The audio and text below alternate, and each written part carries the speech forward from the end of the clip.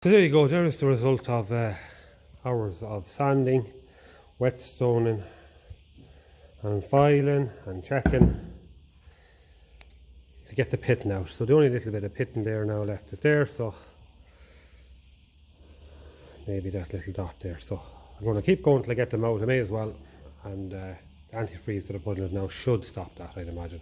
After putting a bit of Indian head on the thermostat housing now, probably a bit premature, as I want to just clean out the threads in there for the temperature sensor, the temperature sender.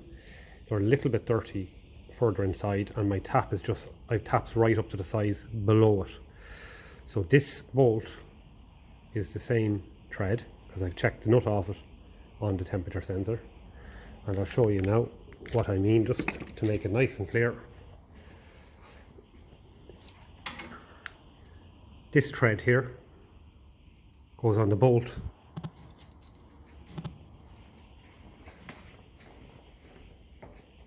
and I'm putting in, so I'll give it a good clean up with the wire brush and the drill, and I'm going to tighten it in, loosen it out, keep going in and out to try and clean up the threads a little bit. This is just again something I'm going to do, what we call a future proofing it, we'll call it. So I'm going to do that a few times and see how the threads look inside further, and then I'll try and give you a look inside at how the threads look. Now if you just see there, the threads are fairly okay into about 6 or 7 threads, and they're a little bit dirty after that. So I will, that's the reason why I'm putting that bolt in and out. And we'll just see, does it just cut some of the, it's probably just dirt anyway that's in there. So what I've been doing is putting on my 15/16 spanner and running this bolt in and out like that, and eventually it starts cutting new threads. It's kind of awkward because I need to keep the spanner on, and I need to, now it isn't ideal that I have Indian head on that flange, but I'm just keeping it clean. This is something that I just noticed and I was about to put it back on. So I looked there to see if I have a bit for my Dremel, that like a wire brush, a narrow one that will go in there. I only have plastic kind of brush heads, so it's not really ideal, and I find all they do is kind of spread. This is kind of mostly dirt. So if I'm over and back, move the camera around to the side here and maybe stand the other side, it might make more sense if you can see what's going on. So I'll try and keep my hands out of the way.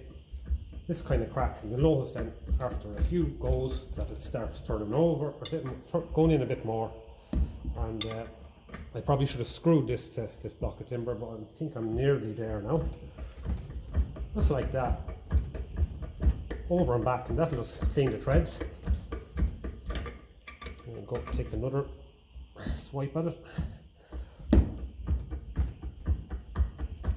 This part is an improvement over the Ferguson 20 as it's cast iron. Ferguson 20 were aluminium, and they pitted very badly, like the Ferguson 20 diesel thermostat housing. So that's just how I, without, and I don't have a tap, I get a good bolt, a good threads, clean them up with the wire brush and the drill, and running in and out, Eventually it'll keep going in more and more and more, and you won't cut new threads, but you'll definitely clean out the threads that are there. And that's all these really want. Just the temperature sender, I noticed, was the nut was getting tight, but the actual probe is pushing against was a little bit loose. Now I noticed last time I put it on, it was starting to just a bit of coolant hanging around it. So again, this is just, you know, preempting what could start causing a problem down the road. So now when we look in there, I'll get this to focus first. You see the threads are nice and clean, so a blowout with the air going from in here down that hole, and that should be this ready to go. And I think I only got about 6 turns on the screw bolt when I got it before I cleaned it. So we'll see what we have now. Half turn, 1, 2, 3.5, 4. Yeah, but no, doesn't only to actually count them really. I suppose when we look in, we see that there's a lot more threads cut. So yeah, I'm happy enough with that. I'm gonna blow it out, and hopefully when I put it back together now, my the nut around temperature sender will push the sensor in that little bit more. So now that's the one we want there. Ooh, yeah. A lot of dirt came out of there now. So I'll just check my Indian head. If I have to remove it and put on fresh stuff, I will. But anyway, I'm happy with that. Looks a lot better. There we are. Looks a bit messy on the gasket on the cylinder head. Doesn't matter, because when I close this over, no one's going to see it. And you won't know, apart from the people who are watching this video. But yeah, so I'm going to, this is definitely a two-hand job, so I'll get it on, and what I'll do is I'll fill up the cooling system to here. The radiator is a bit loose there, I didn't take it off this time, and what I'll do is I'll be able to leave it overnight and just check and see is it still leaking. Hopefully it's sorted. This is the bolt that goes through the thermostat housing into the head. So it's worth just cleaning up the threads on the top here. They're a little bit dirty.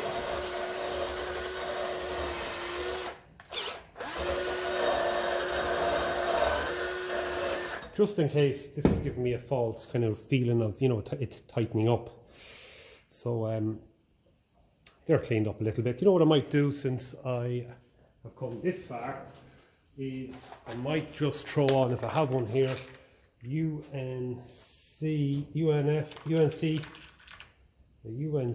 I think. Horse thread nut on that, just to clean the threads. I think that's UNC, it's not UNF anyway. So I'll have a look and see, I should have one of them there. Just to tidy up them threads. There we go. Make sure that it's able to go right up to the end. And it is. And if it isn't, exactly give it the same treatment as the bolt in the thermal sensor there. And now those threads look a lot better. I didn't actually video what they look like before I hit them with the wire brush, but I'm happy now that is definitely, when I tighten that up, if it's tight, feels tight, it is tight. So, whereas before I just wasn't entirely sure, I suppose, of the amount of dirt that was on it. It's a good chance that dirt was only there because it was it's a good chance that dirt was just from where it was poking through or something, I don't know, but it takes a second to clean these things up and have them have all the threads perfect, because you go tightening then. It's nice to get a feel for what things are doing. That's tightening down lovely there. Don't want to go too far. So bring around to the other side.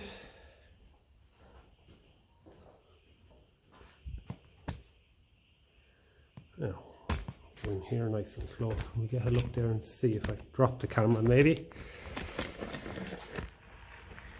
There we are. Okay, and a bit of a focus on it. There is our stud.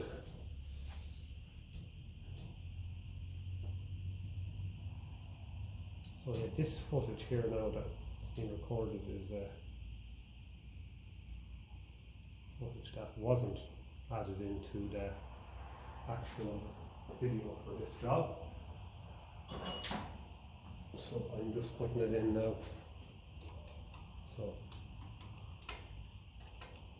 this footage can be, it's to do with the video. I think it's called thermostat housing, and I had to remove this twice.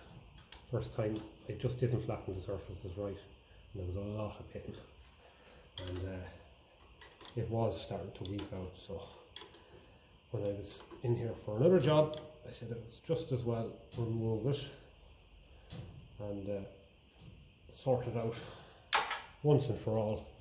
And now we'll see, does this end up tightening in a bit more, because what was happening was this, and I'm looking here now, this could probably do with a bit of a clean. So I think if I get the vice grips, just the threads are a little bit dirty on it, so if I get my vice grips and take grip of it further back and hold it even that way, yeah, if it wants to go that way, that's no problem. Now, I don't know, can that be seen there, those threads? I'll try and get it to just a little bit dirty.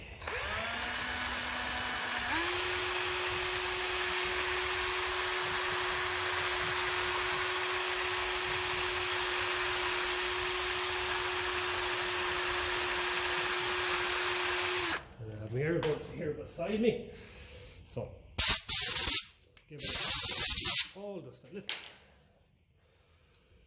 blow dry. That's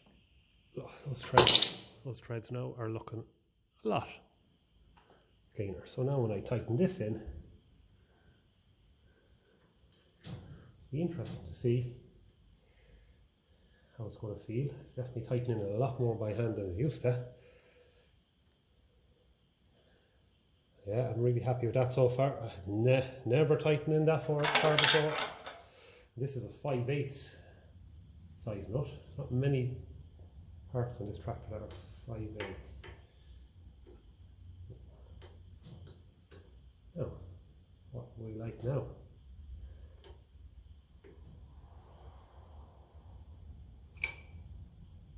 Okay, so that is that bit. Remember from the video called Radiator Hoses that I had to cut this pipe from a Ferguson 20 diesel pipe.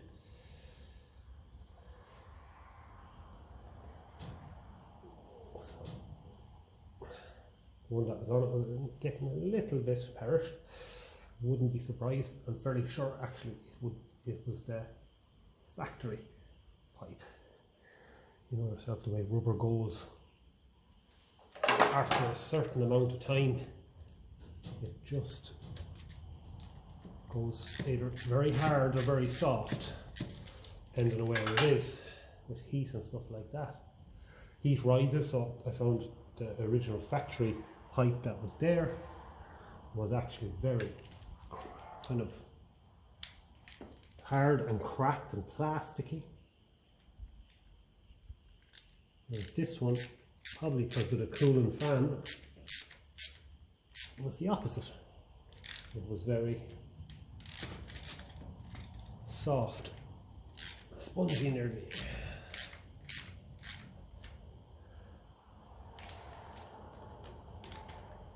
And also in that video on the radiator hoses as well, you'll see that I tried to get there's some original style ones, original style hose tabs, double heated. None of them in the right size. So I don't know, are they for 20 diesel maybe? I imagine most of them are nearly the same diameter. Now, one part here that I want to make sure goes on. So I bring it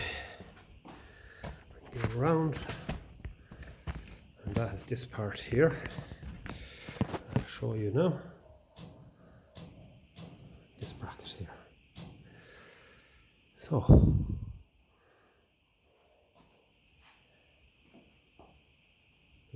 over clip. So that goes in there. This can also adjust your radiator, how far forward or back you want it.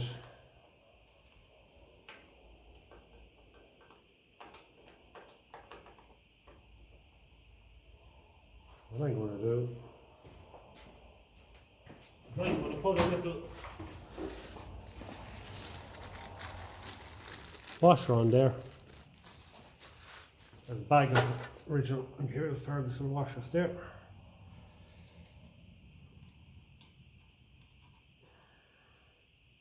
This then can adjust your radiator forward or back.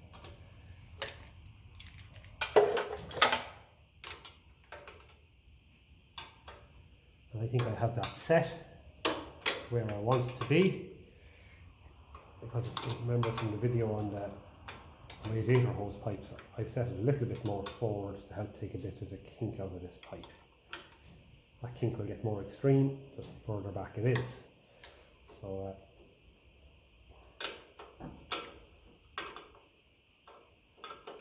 I think we had that set fairly right.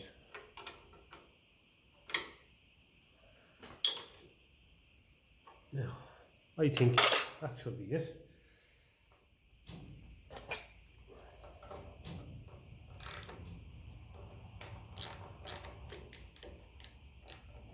And as I said in that video also, this hose pipe close clamp here is best to be tightened around here. The Vapormatic hose pipe that I removed did not go right into the radiator itself in here. I cut this so that it actually does go right in. So what I'm going to do is one more time. So I'm going to take out this bracket. I just want to push that right in, for the simple reason being I think take the kink, much of the kink as possible out of it. And it's always good then to have rubber pushed up against that as well. It nearly kind of rubber mounts the radiator, if that makes sense. This radiator never really made any rattling or sparking here, and I think I have a video that mentioned in the video that I put some rubber washers underneath them self-tapping screws. Yeah, so this hose clamp, when you look at the actual pipe, it's a bit snouted and there's a bit of a straight edge, a bit of a straight bit on it around here, and it starts curving further towards the radiator, so that's not where you want to go tightening things. Now, I did say in the video that I was going to just fill up this with water, but I'm fairly confident now that that is repaired, so no, I'm going to put it back together, and I'm going to simply put in the coolant and leave it overnight and see how it looks tomorrow morning.